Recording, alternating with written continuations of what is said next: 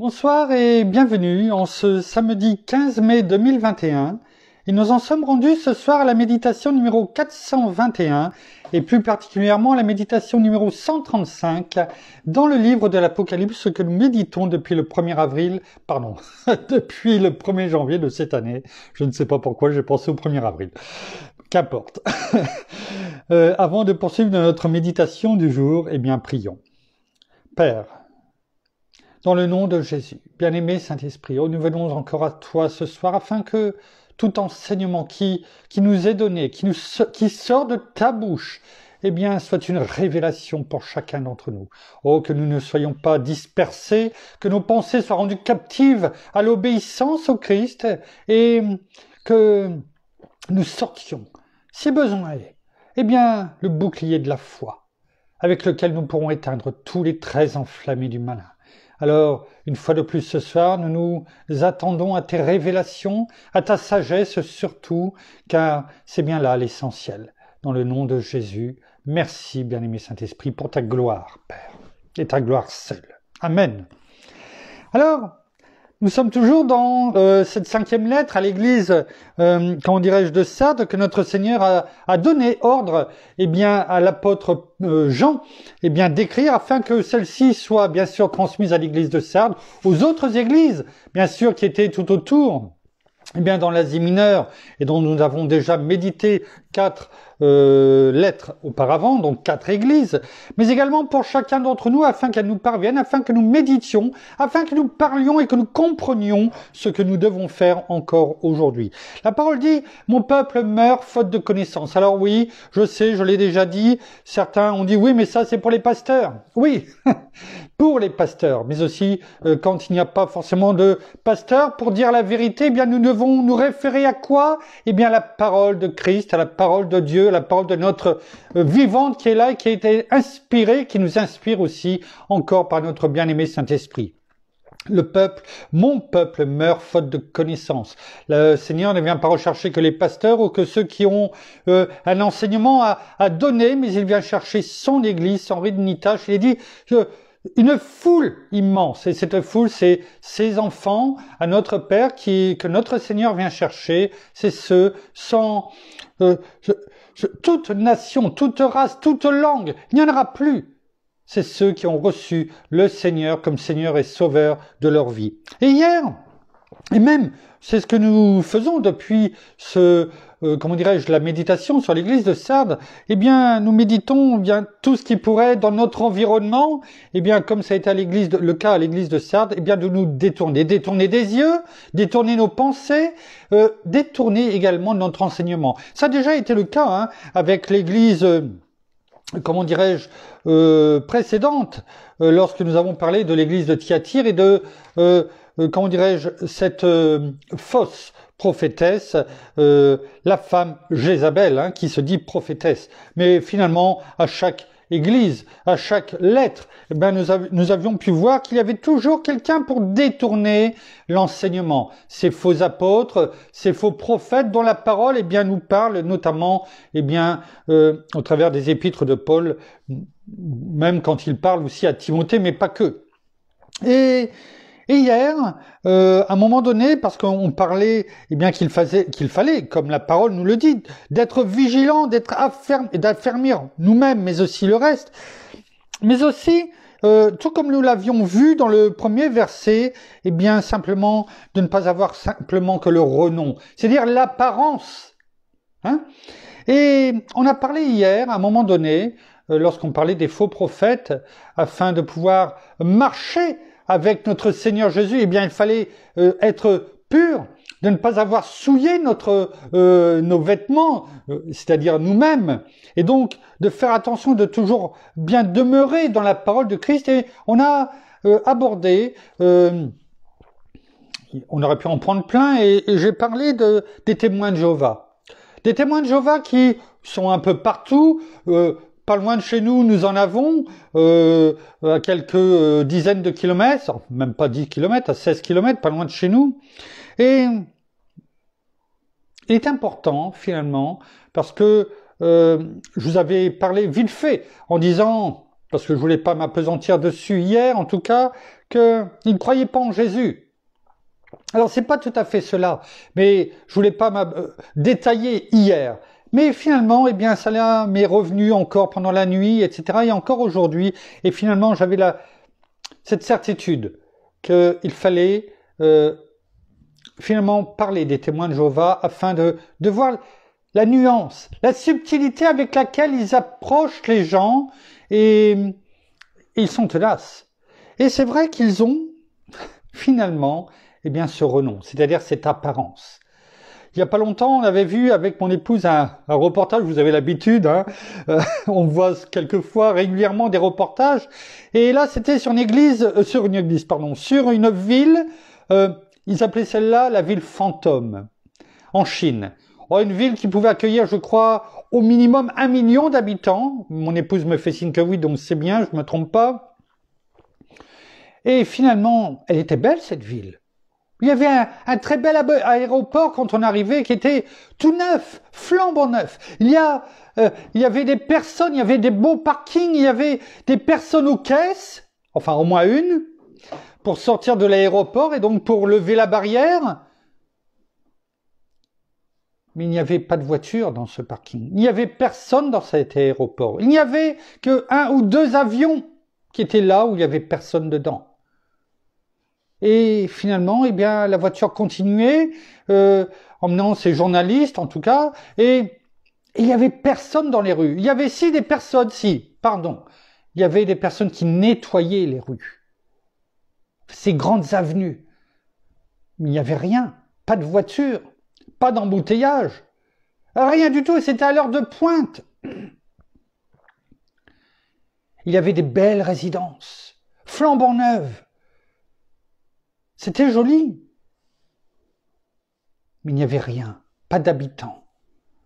Et ces personnes, ces journalistes, finalement, ont demandé d'aller visiter des appartements que l'on pouvait même acheter. Selon une modique somme pour les appartements de 150 mètres, 300 mètres carrés à peu près, dans ces eaux-là, 350 mètres peut-être, donc c'était grand. Eh bien, pour 450 000 €. Mais mon épouse m'a fait rappeler que finalement, on n'en était pas propriétaire, on n'en était que locataire pour 70 ans. C'est-à-dire qu'en fait, on payait d'avance une somme pour être locataire dans ces appartements pour 70 ans. Et pour cette somme, il demandait bien sûr de voir les appartements, etc., bien sûr, qui étaient flambant neufs. Ils rentraient dans le hall, c'était propre, c'était luxueux. Et quand ils ont poussé la porte de cet appartement, eh bien, à l'intérieur, il n'y avait rien de fini. C'était brut, du ciment, rien, aucune pièce de fini, salle de bain, rien du tout. Ils ont continué leur visite et ils ont vu des infrastructures sportives luxueuses, pouvant accueillir 50-60 000 personnes dans des stades. Oui, il n'y avait même pas un ballon, rien. Pas d'équipe, rien du tout. Luxueux d'apparence, mais finalement vide à l'intérieur. Voire complètement nu comme ces appartements, où il n'y avait personne. Simplement, sur cette ville qui pouvait accueillir 1 million d'habitants, quelques milliers de personnes, et finalement, eh bien, on s'est aperçu que, enfin, du moins, c'est ce que je repense quand je revisionne, entre guillemets, rapidement, eh bien, ce reportage, eh bien, toutes les personnes qui faisaient visiter, qui étaient à la caisse à l'aéroport, qui conduisaient ce taxi, qui les menait, comment dirais-je, à travers la ville, à visiter les appartements, à visiter les infrastructures, il y avait toujours des personnes qui étaient là, et ces personnes, c'était des femmes. Peut-être que ces femmes, eh bien, étaient là pour séduire, pour attirer davantage les personnes à dépenser, à acheter. De même que dans ces centres commerciaux, là aussi, immenses, flambant neufs, avec plein de boutiques, mais pas de propriétaires, simplement 1 ou 2 par-ci par-là, et là encore, toujours des femmes.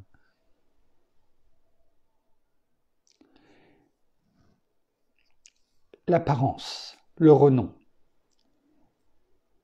Et finalement, eh bien, on s'aperçoit que là aussi, Je ne dis pas que chez les témoins de Jéhovah, il n'y a que des femmes. En tout cas, ici, nous, c'est principalement, régulièrement, les témoins de Jéhovah, enfin moi maintenant parce qu'ils savent qui on est, eh bien, qui viennent et qui veulent nous parler. Et en tout cas, en ce qui me concerne, pendant des années, ça n'a été que des femmes.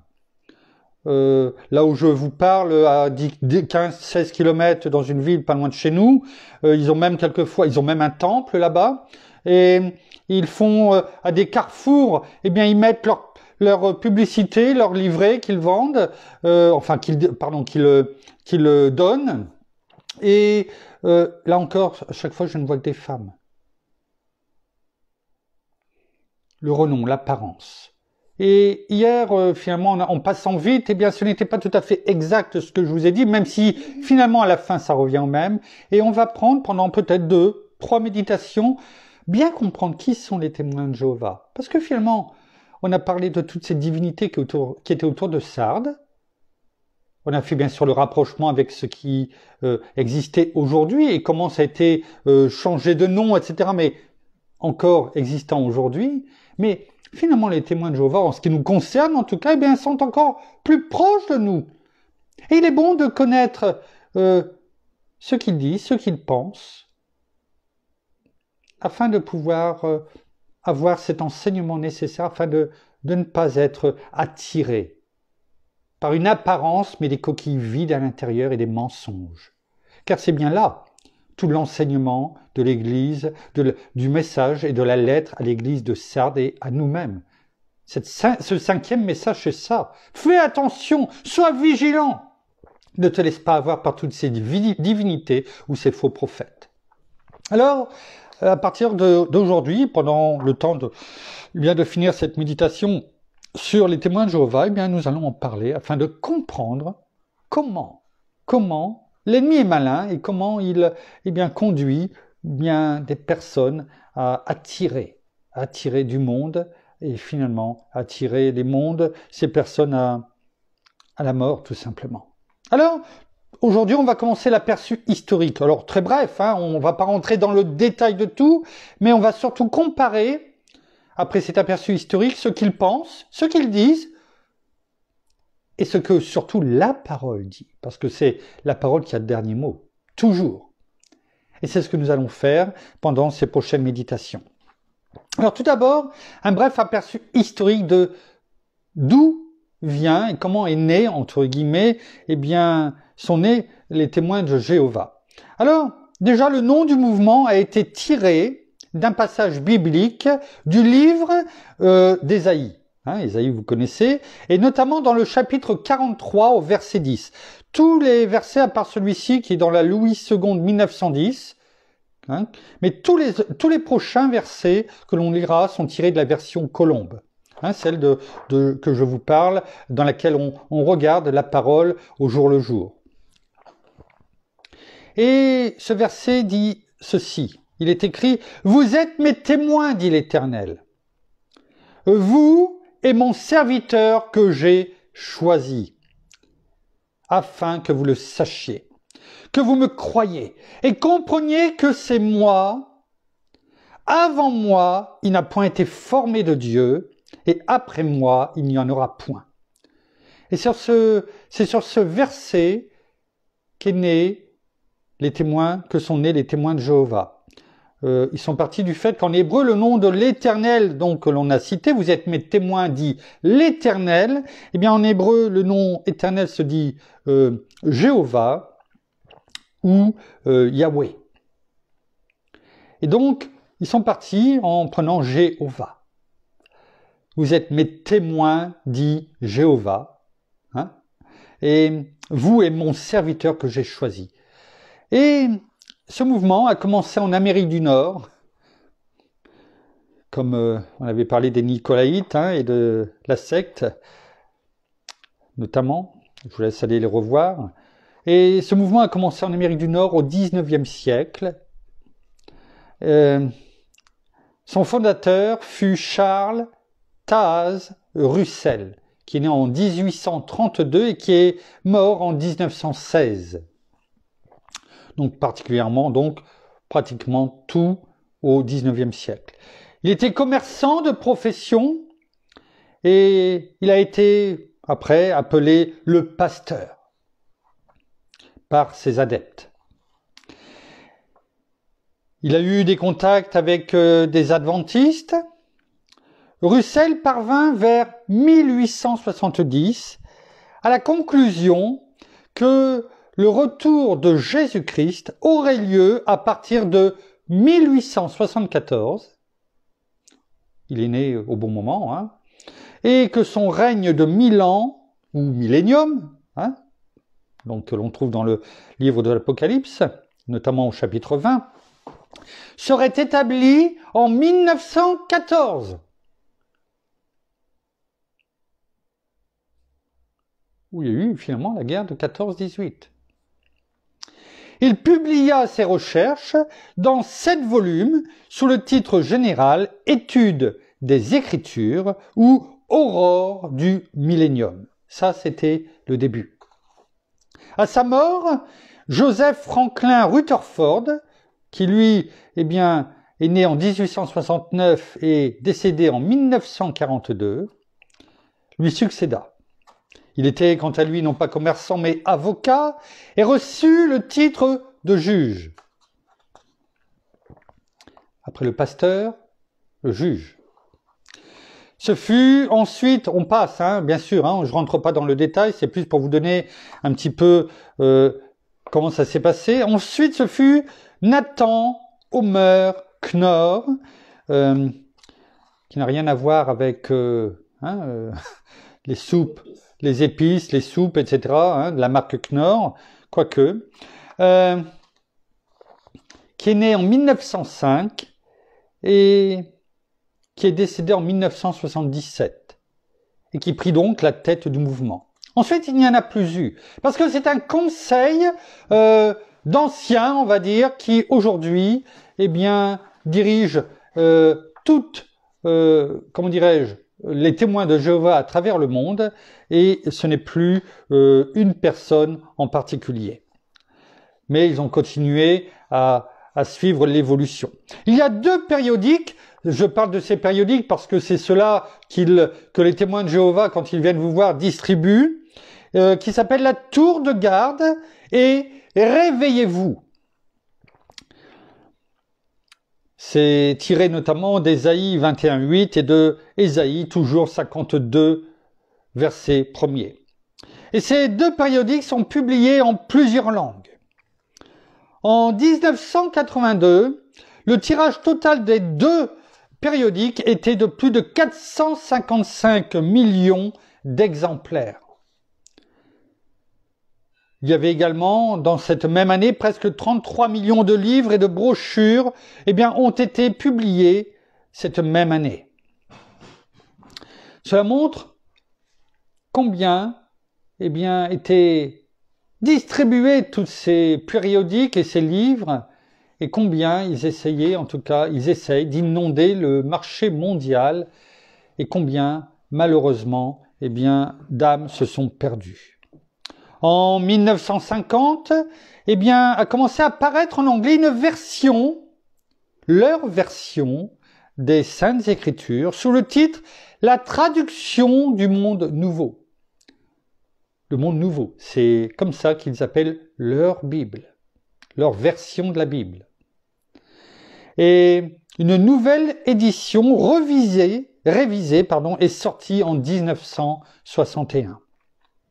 Quant à la version française du Nouveau Testament, a été publiée en 1963 et en ce qui concerne celle de l'Ancien Testament en 1974. Donc ils ont leur Bible selon leur version et c'est important de le savoir. Parce que c'est à partir de celle-ci, qu'ils amènent dans l'erreur sous une belle apparence, beaucoup de personnes. Toute la littérature des témoins de Jéhovah est produite par la société Watchtower, la tour, Bible and Tract Society, qui a été fondée il y a bien longtemps, en 1884. En fait, c'est une tour, quand vous allez voir, la Watchtower, tapez, sur Internet. Et en fait, c'est un grand bâtiment qui ressemble à une tour. L'œil qui voit tout, hein, c'est ça la tour, hein, celle qui voit tout, hein, la watch tower, hein, c'est-à-dire la tour, tour qui regarde, qui voit.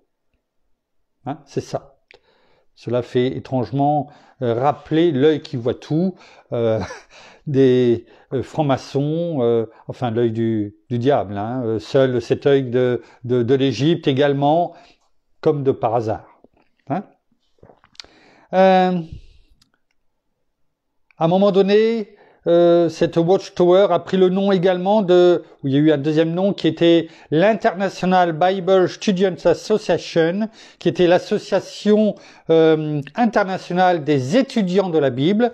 Là aussi, ça avait deux noms. Quelquefois, les noms sont une fois l'un, une fois l'autre, quelquefois les deux, quelquefois il n'y en a plus qu'un.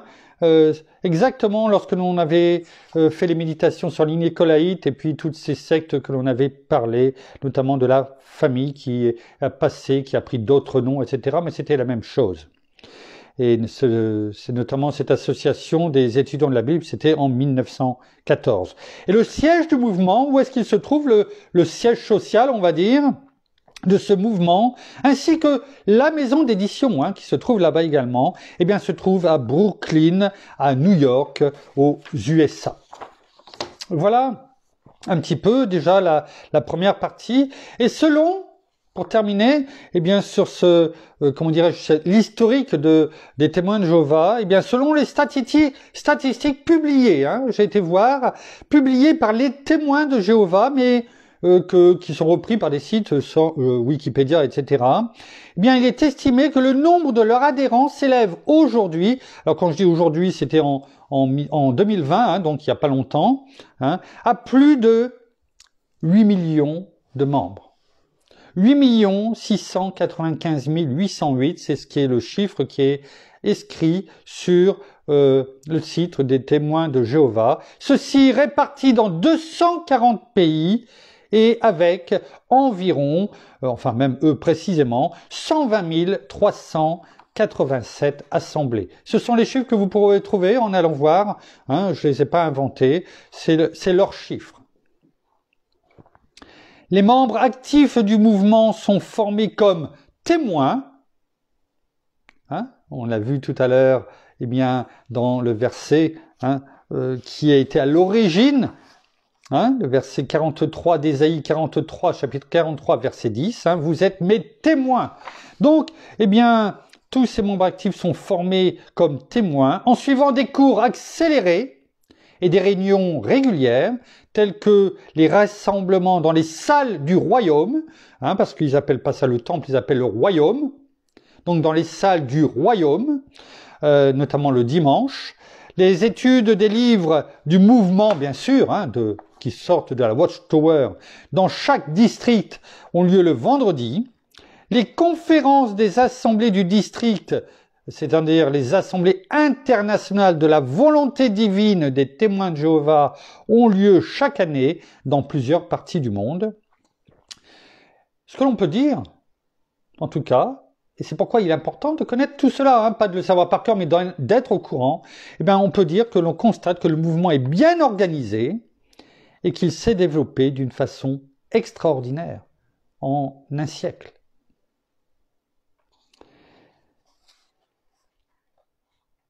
Et que de dégâts.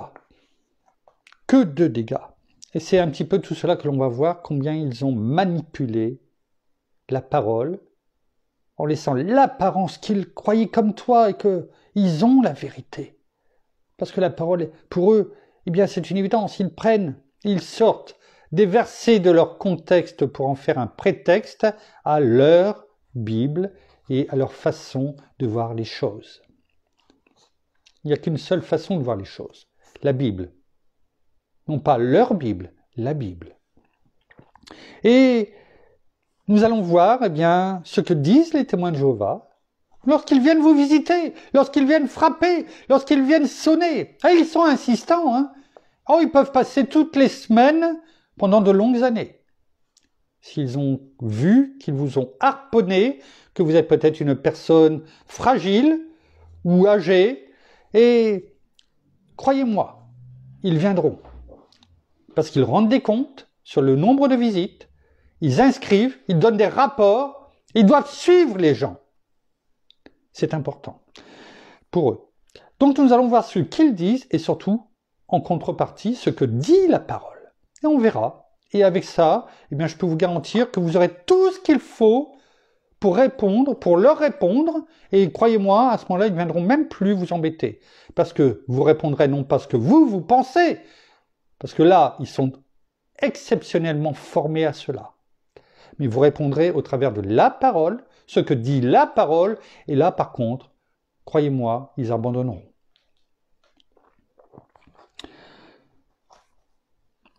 On va juste commencer, on continuera demain, sur la position des témoins de Jéhovah, sur leur position. Alors, ce qu'ils disent, eh bien, c'est qu'ils déclarent baser tout leur enseignement sur la Bible. C'est ce qu'ils vont dire. Ils déclarent baser tout leur enseignement sur la Bible. Leurs brochures et livres contiennent effectivement de nombreuses citations qui semblent les rendre recommandables. Le renom, oui, l'apparence, tout ce que nous avons pu voir en méditation sur l'église de Sardes et ce que notre Seigneur nous dit. Merci, bien-aimé Saint-Esprit, de nous montrer cela.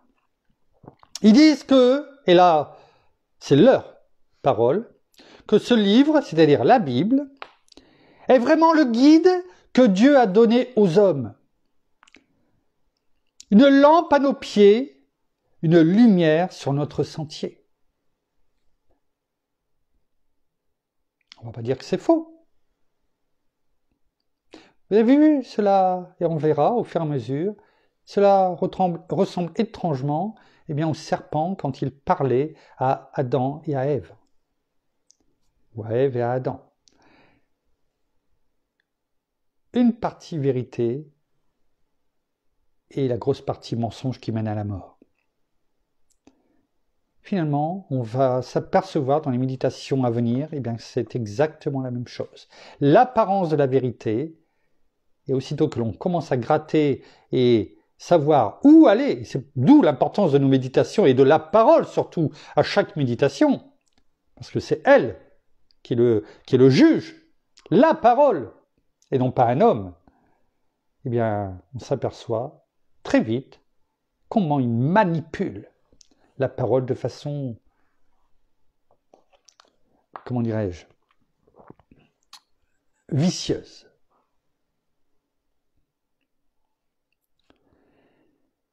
Mais nous devons constater, si vous avez encore aujourd'hui des témoins de Jéhovah qui viennent taper à votre porte, nous devons constater qu'on peut les appeler les colporteurs, ne vendent en général que des livres et brochures de leur propre mouvement. Est-ce qu'ils vous ont déjà essayé de vous donner une Bible?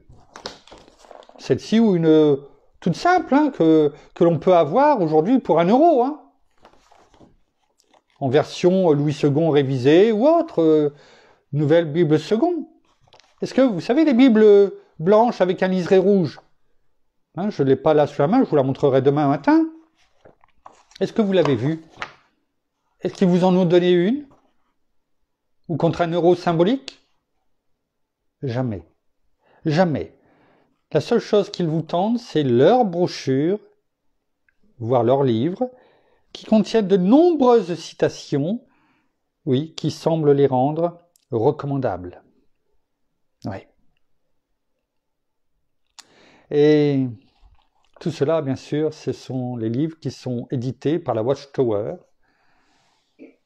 et envoyés à travers le monde. Mais en ce qui me concerne, en tout cas, peut-être que s'il y en a d'autres à qui on leur a tendu une Bible, une véritable Bible, pas de chez eux, faites-le moi savoir. D'autre part, ils considèrent leur publication comme le canal employé par Dieu pour dispenser la pure vérité biblique. Ce que je vous dis là, ce n'est pas ce que moi je pense, des recherches faites sur Internet. Non, non, c'est ce qui est écrit, hein, ce que je déclare là, hein, ce livre de la Bible est vraiment le guide que Dieu a donné aux hommes, une lampe à nos pieds, une lumière sur notre sentier, c'est ce qu'il déclare, c'est ce qui est écrit chez eux, dans, comment dirais-je, comment on pourrait dire, dans leur préface, on va dire, hein, premier chapitre, deuxième chapitre, etc. C'est ce qu'ils disent. Et ils écrivent le canal, les livres, les publications que nous distribuons et que nous vous donnons, eh bien c'est le livre, c'est le canal employé par Dieu pour dispenser la pure vérité biblique. C'est ce qu'ils disent.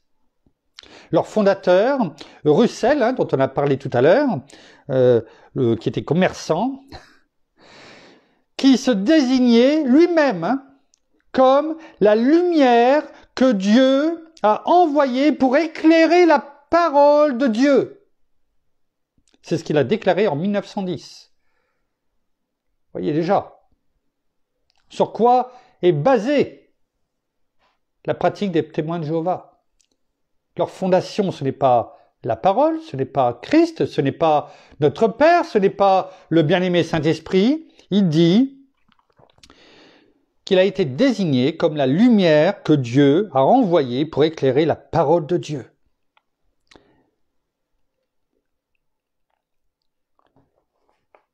Il y a même une autre citation. C'est tout cela, c'est des citations tirées de Watchtower, de leurs écrits.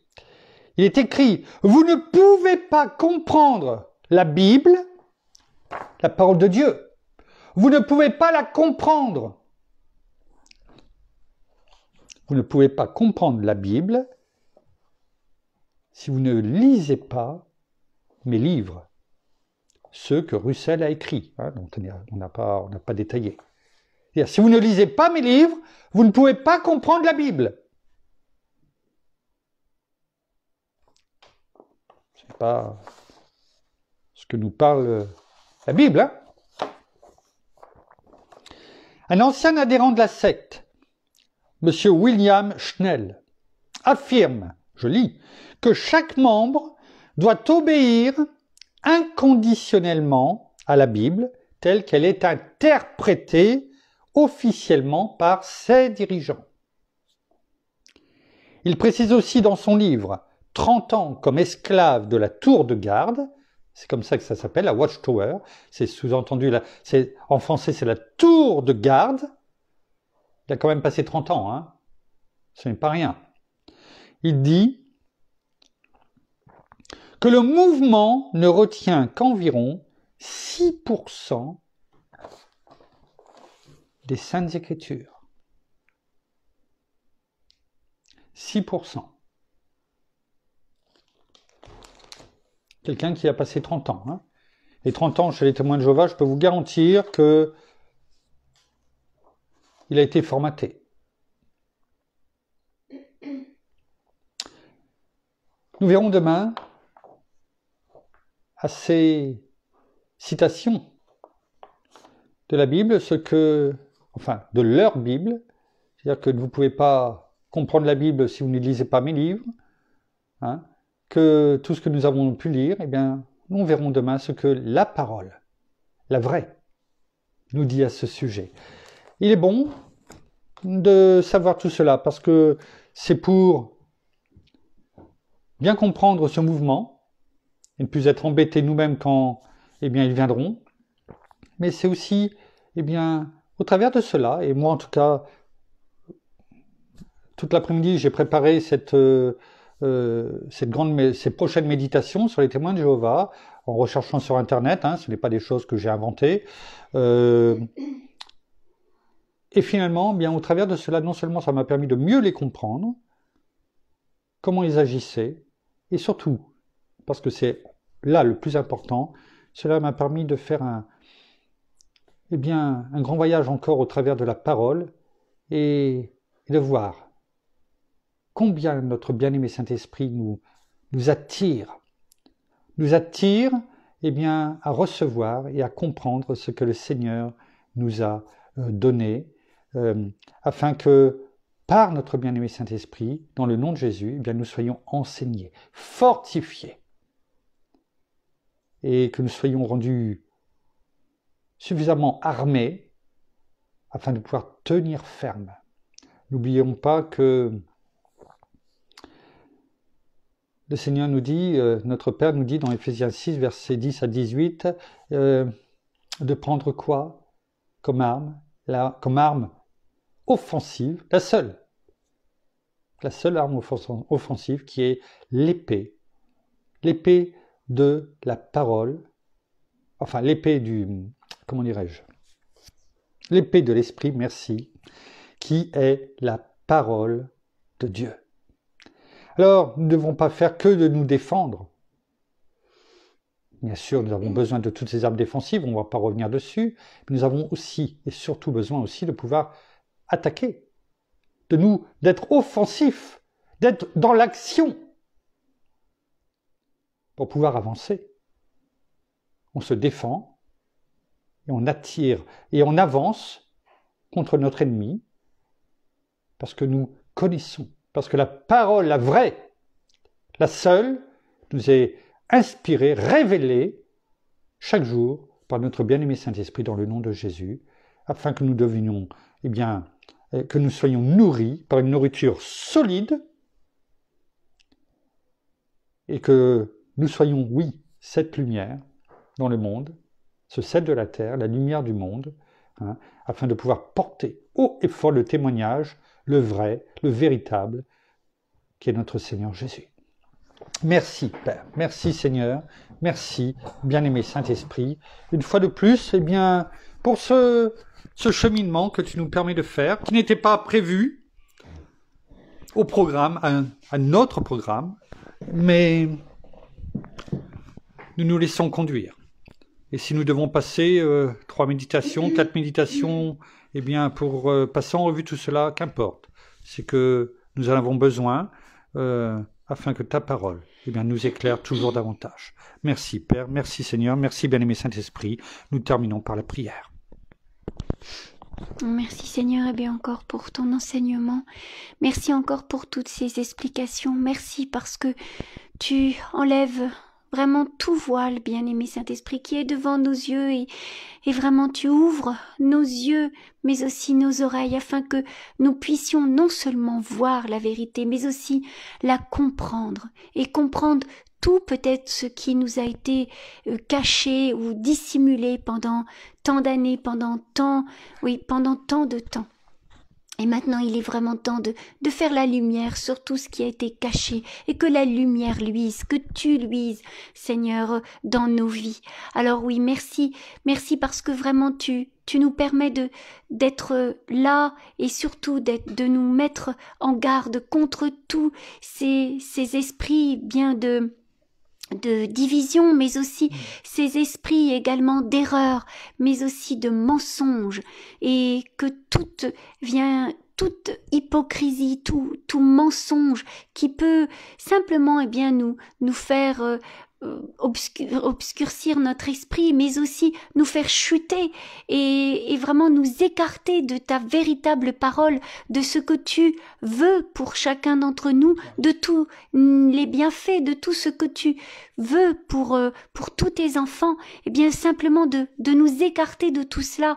Alors non, nous voulons vraiment que ta parole et que ta vérité luisent en nous, et que nous puissions connaître la vérité qui est la parole, et la parole de Dieu qui est la Bible. Tu nous as laissé cet enseignement qui est vrai, qui est véritable, que nous avons, alors non seulement près de nous, mais que nous pouvons aussi avoir dans nos cœurs et dans nos bouches, en proclamant et en déclarant la parole, la vérité. Alors nous savons, Seigneur Jésus, que tu es la vérité, le chemin et la vie, et nous voulons encore vraiment te louer, t'adorer et t'honorer, toi qui es notre seul roi, toi qui est au-dessus de tout nom, toi que nous voulons servir, que nous voulons vraiment louer et adorer chaque jour de notre vie. Alors oui, vraiment, merci pour tout, merci vraiment encore d'ouvrir nos yeux, mais aussi nos cœurs, nos bouches et notre esprit. Alors soyez vraiment tous fidèlement ancrés dans la parole, et ainsi que demeurez vraiment ferme dans la foi, dans notre Seigneur Jésus. Alors soyez tous abondamment bénis, frères et sœurs, et soyez vigilants, armés contre toutes les ruses de notre ennemi. Soyez tous abondamment bénis, ainsi que vos proches et vos familles, dans le nom de Jésus. Amen. Amen. Voilà, ainsi s'achève la méditation de ce soir. Nous vous bénissons abondamment de toutes les bénédictions spirituelles dans les lieux célestes en Christ. Nous saluons nos amis au Québec, au Canada, en France, en francophonie, en France, à Paris, tout autour de chez nous. Et nous vous souhaitons à toutes et à tous une agréable fin de journée, de soirée, un très bon repas pour ceux qui vont passer à table. En tout cas, une très bonne nuit à toutes et à tous dans la paix de notre Seigneur qui nous la donne abondamment si on lui demande. Et nous vous donnons rendez-vous, non pas demain soir, mais demain matin, parce que demain c'est dimanche, c'est le culte. Et comme d'habitude, vous avez maintenant le coup.